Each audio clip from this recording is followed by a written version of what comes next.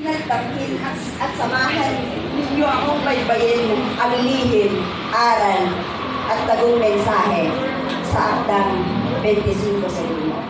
Na binigyang buhay at binihisan mula sa temang mahalaga ka, self-love, self-worth. At ang pyesa nito ay pinamagatang 25 sa inyo. Minsan, sa kagustuhan natin higitan yung mayroon tayo, nalilimutan natin ang ibang aspeto.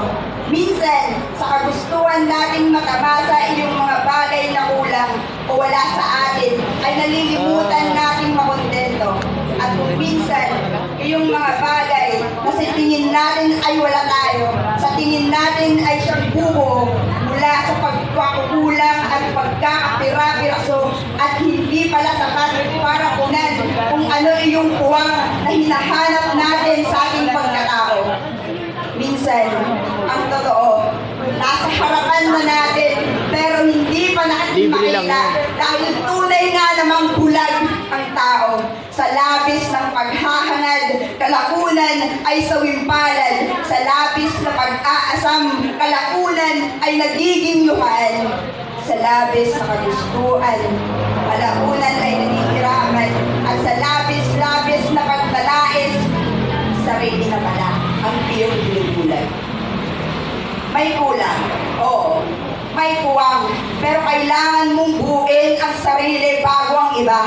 Mahalin mo muna ang sarili bago ang iba, at bago ang iba, kilalanin mo muna ang sarili at pagkatao mo.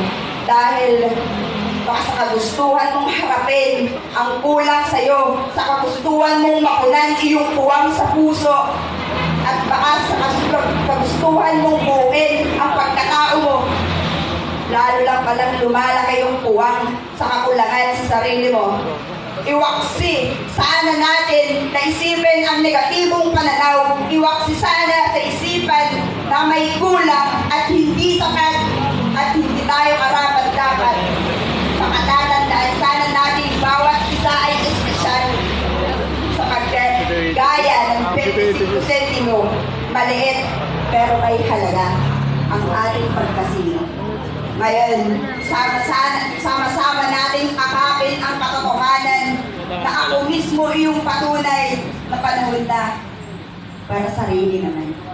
25 sentimo nga pala para sa mga may halaga at mahalaga pero ngayon lang nakita.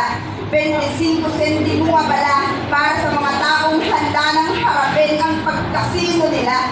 25 sentimo nga pala para sa mga taong naniniwala at patuloy na maniniwala sa katagang hindi mabubuo ang isang malaking porsyento ng piraso sa halagang puwang na libo kung walang 25 sentimo sa butal ng milyong pirasong puso. Palagi sana natin pakatatandaan, mahalaga ang magpahalaga sa sarili. Bilang magpapahalaga na may halaga at mahalaga ang pagkasino ng sarili sa bawat nating kwento. Mga kaibigan, mag-self-love muna tayo. Oops, wala nga ba lang tayo.